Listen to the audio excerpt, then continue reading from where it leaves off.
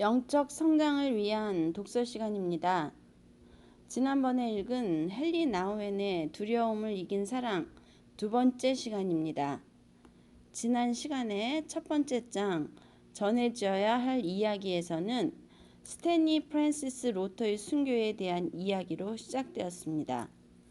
존 베시가 그의 사역을 잇기 위해 로터의 순교 이후에 곧바로 과테말라로 날아갔고 그곳에서 헨리 나우엔을 초대했습니다. 헨리 나우엔은 사진작가 친구 피터 웨스겔과 함께 로터가 순교한 곳을 방문했고 로터가 피살된 그 방에 들어서자 형용할 수 없는 모든 감정들이 일어났다고 했습니다. 그리고 헨리 나우엔은 이렇게 말했습니다. 로터의 순교는 정말로 널리 알려져야 한다. 왜냐하면 순교자들의 피는 당신의 백성을 향한 하나님의 사랑이 얼마나 끈질긴지를 보여주는 산 증거이기 때문이다. 오늘은 두려움을 이긴 사랑 두 번째 장 죽기까지 신실하게를 읽어드리겠습니다.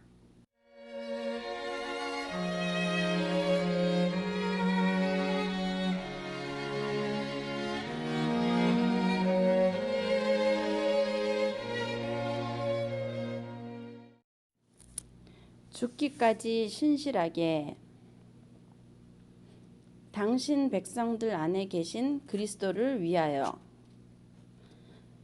1550년경 프란체스코회에서 건립한 거대한 식민지식 교회의 중앙 강대상 뒤에는 루터의 심장과 피로 흠뻑 젖어있는 거즈들이 묻혀있다. 가족들은 고향에 그의 신을 매장했지만 산티아고 아티트란에도 그의 심장과 피의 일부를 남겨두었다. 그의 무덤 앞 비석에는 이런 글귀가 새겨져 있었다. 스탠리 프란시스코 로터 신부, 사제이자 순교자. 내가 매번 교회 안으로 들어갈 때마다 사람들은 그의 비석 앞에서 기도하고 있었다. 그들의 기도 소리는 너무나 커서 회중석 맨 뒤까지 들릴 정도였다.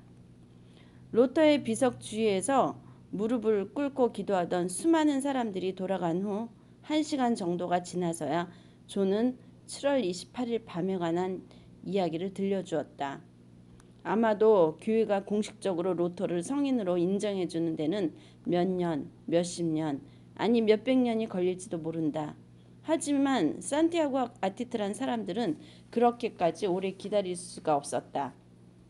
그들은 이미 로터를 그들의 원어로 아프라스, 즉 성인으로 부르고 있었다. 그들은 매일마다 그를 찾아와 개인적인 필요들을 구체적으로 말하면서 그의 도움을 요청했다. 그는 그들의 신부이자 형제이자 친구였다. 그는 이 땅에서 13년간 그들을 섬겼고 지금은 천국에서 그들을 위해 중보하여 기도하고 있다. 그는 가난하고 압제당하고 굶주린 사람들을 위해 지금도 하나님께 호소하고 있다. 그들은 이 사실을 너무나 잘 알고 있었다. 살아생전의 로터는 그들을 가르쳤고 먹였고 치료했고 돌보았고 그들을 위해 기도했다. 지금도 그는 분명 그들을 돌아보고 있다. 그는 그들의 목자였다. 지금도 그는 여전히 그들의 목자이다. 강대상 앞으로 가까이 다가가면 로터의 모습이 담긴 큰 사진을 볼 수 있다. 존은 설교 도중 가끔씩 그 사진을 손으로 가리키곤 했다. 그러면 사람들은 특별한 주의를 기울였다. 그들은 몇 년 전 아프라사스가 자기들에게 전해주었던 그 이야기들을 다시 한번 더 듣고 싶어 했다. 그들은 그에 대한 기억을 떠올리기 원했고 그것을 통해 힘을 얻기 원했다. 그들은 아프라사스를 회상하면서 존의 설교를 듣자 흡족한 듯 고개를 끄덕였다. 그들은 마치 그래, 이것은 그가 우리에게 해주었던 말씀이야. 우리는 그것을 결코 잊을 수 없어. 라고 말하는 듯 했다. 산티아고 아티트란의 트주투일 인디안들을 위해 매일 기도했던 이 사람은 누구인가? 모든 사람들이 기억할 만큼 위대한 사랑의 말씀을 전한 이 사람은 누구인가? 깊은 감사와 사랑의 마음을 자아내게 한 사진 속에 이 사람은 누구인가? 메로토 주교는 로터가 마침내 교회의 최고 권위자들로부터 진정한 순교자로 인정받게 될 것이라고 예견하면서 이렇게 말했다. 오늘날 순교의 고난을 받은 사람들은 역사 속에서 인간성을 고양시킨 사람들로 기억될 것입니다. 왜냐하면 모든 인간들은 하나님의 형상으로 지음받았고 그리스도 안에서 우리의 형제들이자 자매들이기 때문입니다. 이 문장은 로터만이 가질 수 있는 고유한 가치를 드러내준다. 그는 초대교회 그리스도인들처럼 하나님이신 예수 그리스도 외에 다른 신들을 섬기라는 강요를 거부하여 사자 밥으로 던져지지는 않았다. 그는 초기 일본 선교사들처럼 그리스도께서 십자가에 달리신 그림을 밟고 지나가라는 강요를 거부하여 모진 고문을 당하거나 사형을 당한 것은 아니다. 로터는 인간의 존엄성을 되찾기 위해 오랫동안 고통을 받아온 사람들을 신실하게 돌보려다가 죽임을 당했다. 그는 그들에게 읽고 쓰는 법을 가르쳤고 적당한 영양분을 공급하면서 건강을 돌보았고 경작할 수 있는 작은 땅이라도 얻어주기 위해 분투했다. 그는 그들이 가난과 압제의 사슬로부터 조금씩 해방될 수 있도록 최선의 노력을 기울였다. 그는 그렇게 그들과 함께 있어 주었다. 로터는 인간성을 고양시킨 순교자였다. 그는 가난하고 지친 사람들을 지속적으로 돌보다가 죽임을 당했다. 왜냐하면 그의 모습은 현존하는 질서에서 어떤 변화가 일어나지 않기를 바라는 사람들에게 위협이 되었기 때문이다. 부유한 사람들은 벽 뒤로 재물을 숨기고 가난한 사람들은 생존을 위해 음식을 구걸하는 것, 그것이 바로 현존하는 질서였다. 로터는 일상 속에 존재하고 있는 그리스도를 위한 순교자였다. 가난한 사람들 속에서 가난하게 살아가고 있는 그리스도를 위한 순교자였다. 1981년 7월 13일, 그러니까 그가 보낸 마지막 편지들 하나에서 그는 예수님의 말씀을 인용했다. 내가 줄일 때 너희가 먹을 것을 주었고 목마를 때 마시게 하였고, 그는 이런 말을 덧붙였다. 이 말씀은 제가 가장 즐겨 인용하는 말씀들 중 하나입니다. 저는 이 말씀을 자주 언급하곤 합니다. 로터는 자기에게 맡겨진 사람들을 위한 순교자였다. 그는 그들의 얼굴에서 고통당하시는 그리스도를 인식했다. 어떤 사람들은 그의 죽음에 관한 이야기를 읽으면서 그가 과테말라 정치 폭동에 불운한 희생자였다고 생각할지도 모른다. 그들은 그가 잘못된 시점에 잘못된 장소에 있었기 때문에 죽은 것이라고 단정 지을지 모른다. 그들은 그리스도를 향한 그의 믿음과 사역자로서의 사명감, 그리고 강력한 내적 신념은 그의 죽음과 별로 관계가 없다고 생각할지 모른다. 그들은 그가 그리스도를 위한 순교자로 교회의 성인으로 인정받는 것은 불합리한 일이라고 생각할지 모른다. 그러나 이런 식으로 반응하는 사람들은 오늘날 중남미 교회에서 일어나고 있는 새로운 형태의 순교를 제대로 인식하지 못하고 있는 것이다. 지금도 당신의 백성들과 함께 계시는 그리스도께서는 그를 순교자이자 당신의 증인으로 여기실 것이다.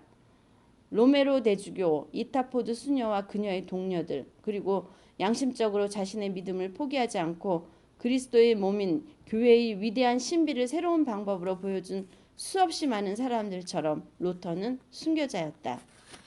로터는 그의 사람들을 위해 죽었다. 그리고 그리스도를 위해 죽었고 그리스도와 함께 죽었다. 십자가 위에서 돌아가시고 3일 만에 다시 살아나신 그 그리스도께서는 지금도 당신의 백성들에게 다함이 없는 하나님의 깊은 사랑을 계속해서 보여주고 계신다.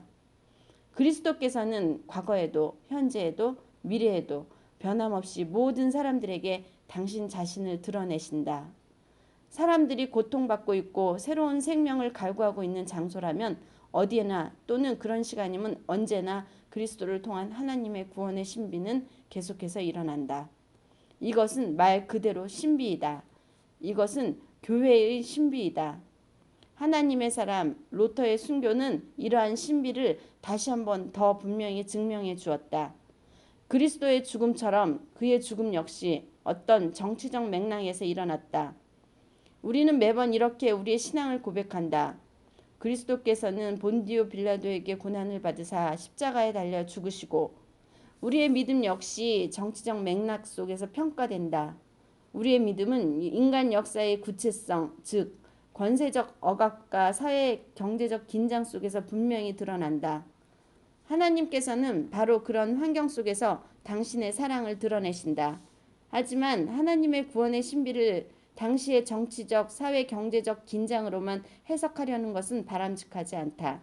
그것은 마치 현재 일어나고 있는 전쟁을 무기의 탄만으로 돌리는 행위와 비슷하다. 루터의 순교는 최우선적으로 영적인 사건이다. 그것은 하나님의 성령이 인간 역사에 깊이 개입한 사건이다. 물론 정치적인 맥락은 우리로 하여금 하나님께서 진실로 육체의 몸을 입으셨고 인간과 함께 사셨다는 사실을 상기하는 데 도움을 준다. 그리고 그것은 자주 끔찍한 일상을 살아가는 우리에게 구체적인 위안이 되기도 한다.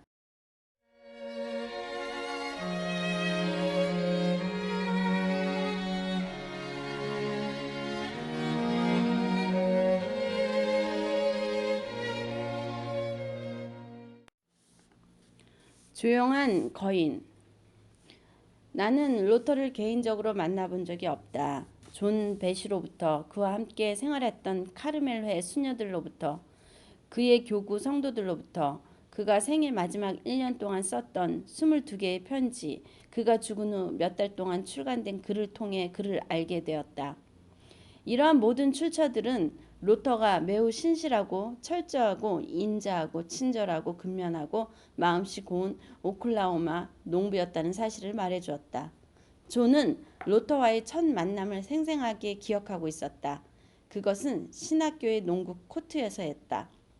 브루클린 출신의 한 소년인 나는 오클라호마 중서부 출신의 한 건장한 청년과 함께 농구를 하고 있었다. 그는 정말로 농구를 어떻게 하는지 잘 몰랐다. 그는 계속해서 내 정신을 번쩍 들게 했다. 그는 내 몸을 부딪힐 때마다 내게 사과를 했다. 하지만 나는 그에게 화를 낼 수 없었다. 왜냐하면 그는 파울을 범할 때마다 미안한 안색을 드러냈기 때문이다. 그의 몸은 마치 강철로 만든 몽둥이처럼 단단했다. 하지만 그는 너무나도 부드러운 사람이었다. 내가 감히 화를 낼 수 없었던 것도 바로 그 부드러움 때문이었다. 로터의 가족들과 친구들은 자주 그가 강하면서 부드러운 사람이었다고 말했다.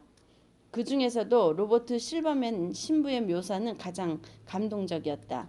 그는 이렇게 말했다. 그의 눈동자는 부드러웠습니다. 그것은 실로 부드러운 사람의 눈동자였습니다. 그는 아름다운 사람이었습니다.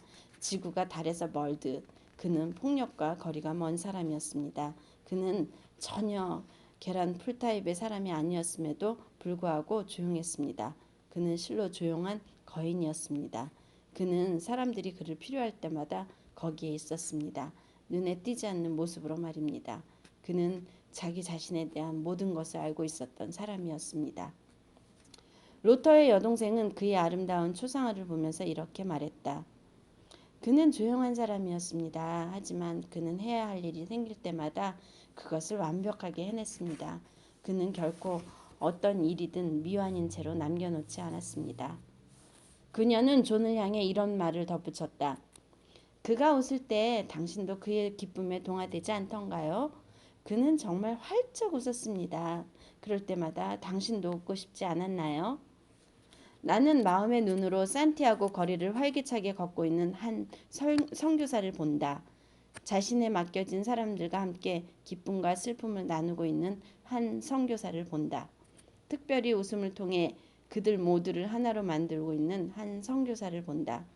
그는 상한 갈대를 꺾지 않으면서 동시에 공의를 실현시키기 원하시는 하나님의 강하고 용감한 종이었다. 그의 사진은 그의 부드러운 눈동자를 보여준다. 그의 편지들은 그가 자기의 사람들을 돌보았음을 말해준다. 그리고 그의 친구들은 그가 인간 존엄성의 편에서 끊임없는 노력을 해왔음을 증언한다.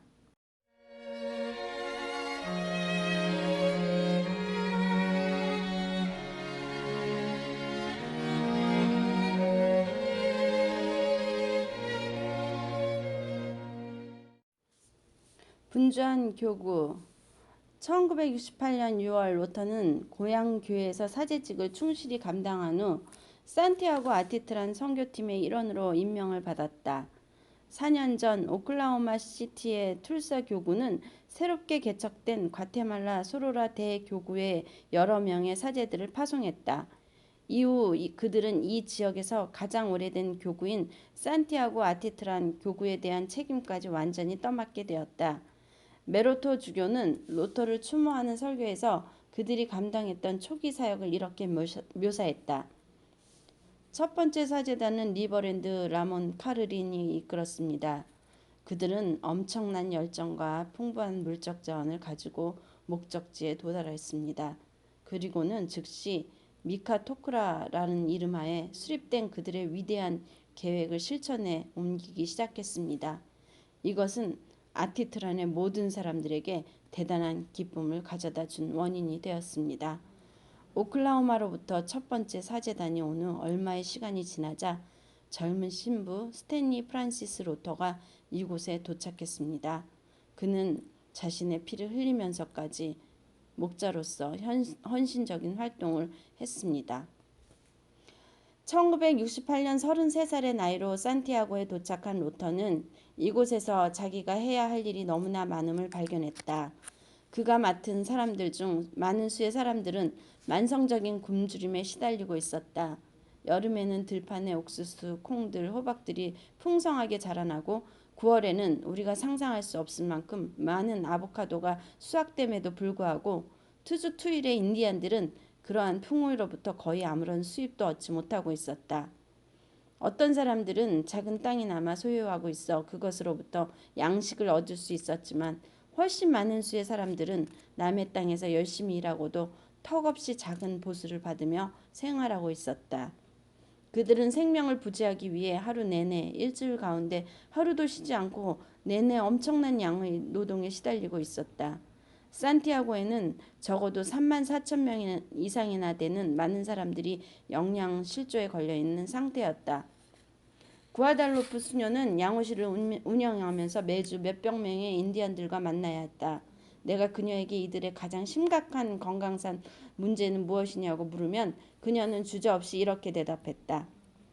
영양 결핍입니다. 이것 때문에 그들은 어떤 종류의 질병이라도 쉽게 감염되죠. 심지어 이것은 죽음의 원인이 되기도 합니다. 특히 영아나 어린애들에게는 더 치명적이죠. 나는 그녀의 말이 사실이었음을 직접 목격했다. 피터와 나는 산티아고에 머문 며칠 동안에 2살도 채 안 된 3명의 아이들이 장례식을 목격했다. 문명 역시 또 하나의 문제였다.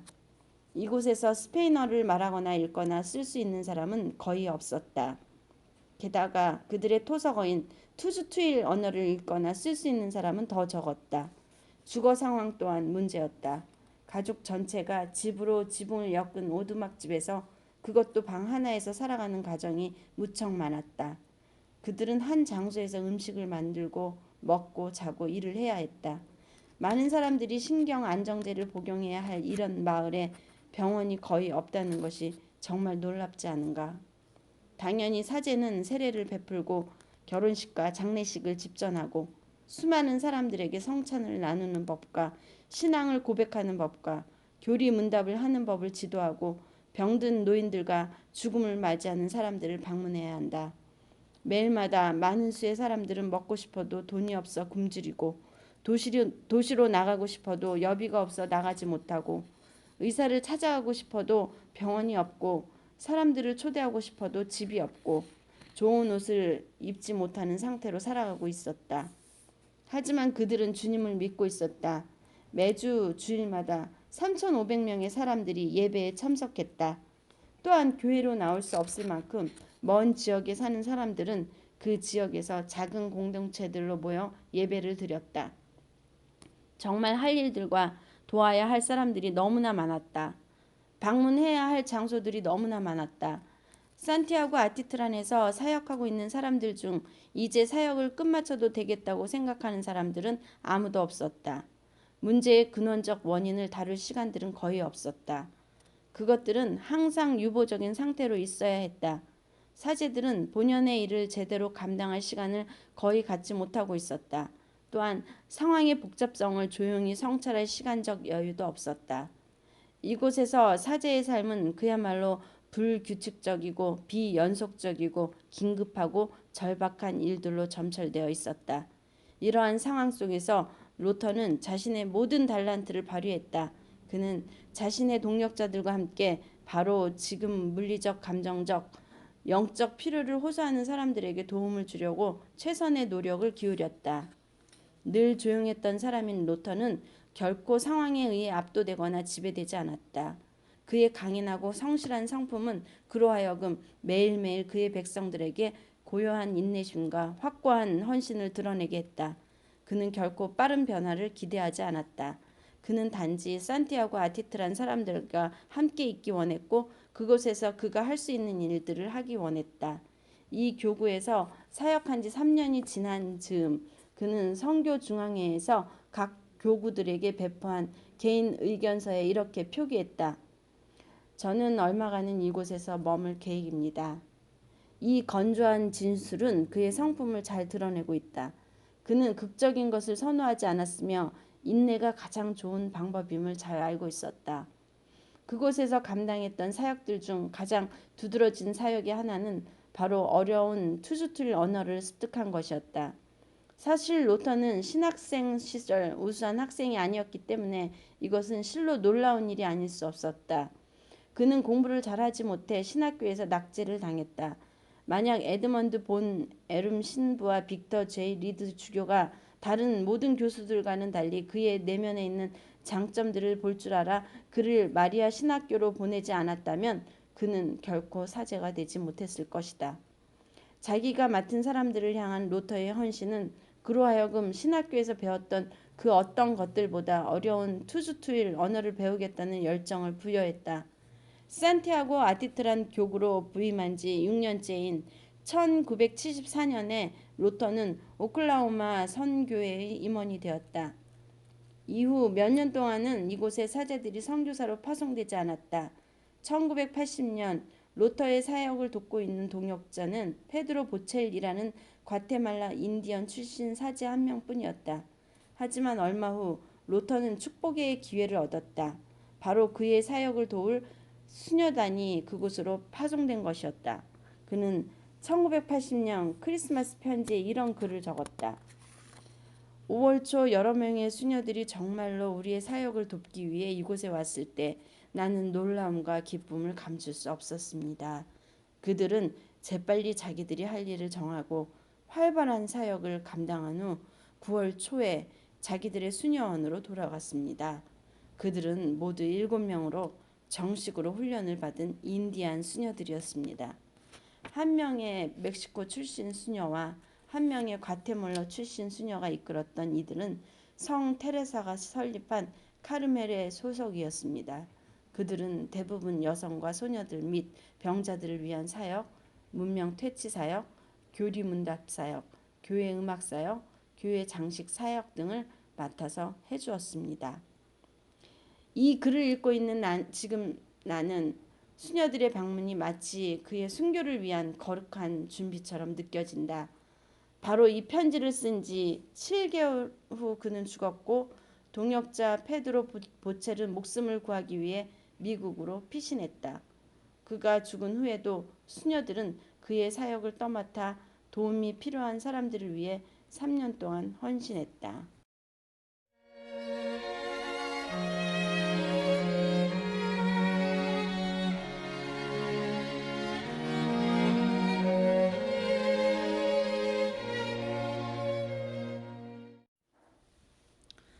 폭력의 확산 1980년 9월 과테말라의 정치 상황은 매우 악화되어 로터는 자신과 교구 사람들과 동력자들의 생명이 위태롭게 되었다는 사실을 인식했다.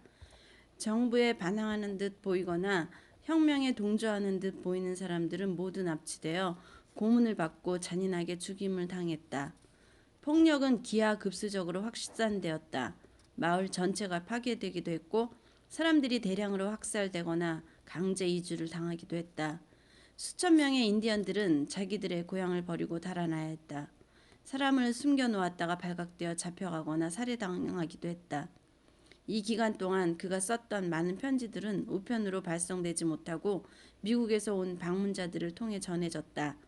로터는 긴장이 고조되는 상황에서 안전할 수 있는 방안을 모색하려 했다. 그의 최우선 관심사는 동역자 페드로의 안전이었다. 그는 만약 정부가 페드로를 과테말라에 거주하고 있는 외국인으로 인정해주지 않는다면 그와 그의 인디언 공동체는 위험해질 것이라는 사실을 인식했다. 이런 이유로 그의 비자를 구하기 위해 애를 썼다. 로터는 주교에게 이런 글을 보냈다. 제가 떠나면 죽을지도 모르는 사람을 두고 이곳을 떠날 수는 없습니다. 저는 그러고 싶지 않습니다. 그는 지금 절박한 위험에 처해 있습니다. 저는 이 나라에서 그를 내보내기 원합니다.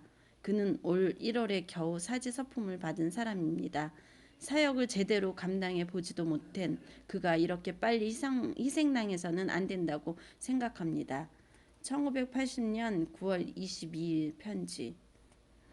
로터는 여러 장의 편지에서 다양한 표현을 사용하면서 자기는 아무런 방어력도 없는 교구 사람들과 함께 머물 것이며 그들을 결코 떠나지 않겠다는 입장을 강하게 전달했다. 반면 페드로의 생명을 보호하기 위해서 가능한 한 모든 노력을 기울였다. 로터는 또다시 자기 자신에게는 대단한 용기를 발휘했고 다른 사람들에게는 대단한 신중을 기했다. 그는 페드로에게 비자를 얻어주려고 최선의 노력을 기울였다. 그는 산티아고 아티트란의 상황을 이전보다 더 자세히 설명하면서 미국에 있는 대주교에게 도움을 요청했다. 과테말라의 전반적인 불안 상태와 자신이 맡고 있는 교구의 국지적인 긴장 상태를 담은 생생한 사진들을 동봉하여 찰스 사라트카에게 장문의 편지를 썼다. 이 나라에는 폭동이 일어나고 있습니다. 그리고 정부는 이것을 교회의 책임으로 떠넘기고 있습니다. 대부분의 사람들은 턱없이 낮은 임금으로 생활하고 있으며 소수의 부자들은 엄청난 부를 누리고 있습니다. 이 땅에서 드러나는 불평등한 부의 분배는 국민들의 불만을 광범위하게 확산시킨 주요한 원인입니다. 교회는 이러한 상황을 조장한 유일한 세력으로 지목받고 있습니다. 그래서 정부는 교회를 차례대로 탄압하고 있습니다. 어떤 사람들은 다음 핍박 지역은 우리가 선교 사역을 감당하고 있는 소로라 대교구가 될 것이라고 말합니다. 이곳은 지금 매우 위험한 상황에 놓여 있습니다. 7월 축제 기간이 끝나갈 무렵 군대가 이곳을 강제로 점령했습니다. 그들은 전투복을 입었고 소형 기관 단총으로 무장하고 있습니다. 그들은 사람들을 위협만 하고 있을 뿐 아직까지 아무런 해를 끼치지는 않고 있습니다. 그들은 335 무리를 지어 마을을 순시하거나 거리 구석구석에 서서 모든 것들을 감시하고 있습니다. 또한 우리 마을에 외국인들이 산다는 사실을 알고 있습니다. 그래서 사제들이나 전도사들의 신상에 대해 물어보곤 합니다. 그들은 사제들과 전도사들이 어디에 살고 있는지, 공동체의 책임자는 누구인지, 교회의 지도자는 누구인지 물어보고 있습니다. 이러한 위협 때문에 다른 공동체의 지도자를 상당수는 마을을 떠나거나 찾기 어려운 곳에 숨어 있습니다. 사제관에서의 생활 역시 많이 변했습니다. 우리는 문들과 출입구들을 이전보다 훨씬 더 단단히 잠궈 놓고 있습니다. 지금 현관문은 하루 종일 닫혀 있습니다. 그래서 아무도 이리로 들어오지 못합니다. 저는 지난 12년 동안 늘 변함없이 교회 앞 사거리가 내려다 보이는 방에서 잠을 잤습니다. 하지만 이 나라의 동부 지역에서 사제관과 수녀원이 수류탄 공격을 받았다는 소식을 들은 후로는 다른 곳에서 잠을 자고 있습니다. 벽이 나무로 지어진 집이 아닌 돌로 지어진 집에서 말입니다. 이 편지에는 현재의 실상이 조용히 배어 있다. 과정하거나 극적으로 각색한 흔적도 없다. 두려워하거나 흥분하는 기색도 없다. 로터는 한 발 물러서 사태를 바라보듯 객관적인 시각을 견지했다. 그는 그가 처한 상황을 사진을 통해 정확히 전달했고 그들이 직면하고 있는 위험의 본질을 신중한 어조로 설명했다. 비록 그는 이 모든 정치적 불안 속에서 자신을 보호하고 있는 처지였고 자기 교구문들을 위한 사제의 역할을 가까스로 감당하고 있는 상황이었지만 범국가적 차원에서 올바른 신념을 가지고 국민들을 교육하고 계도하는 일의 귀중함을 결코 무시하지 않았다. 그는 이러한 노력이 과테말라 국민들의 시야를 더 넓게 열어주고 그들로 하여금 올바른 신념에 따라 살아가게 할 것이라고 생각했다. 그는 같은 편지에서 이렇게 썼다. 저는 우리의 일부 젊은 전도사들이 혁명을 준비하는 사람들과 함께 일하고 있다는 사실을 알고 있습니다. 그들은 자신들에게 주어진 상황에서 최대한 양심에 따라 행동하려고 하는 젊은이들입니다. 그들은 혁명만이 유일한 대안이라고 확신하고 있습니다. 그들이 정부에 반대하는 행동을 더 많이 하면 할수록 정부는 그들을 더욱 강하게 탄압하고 있습니다.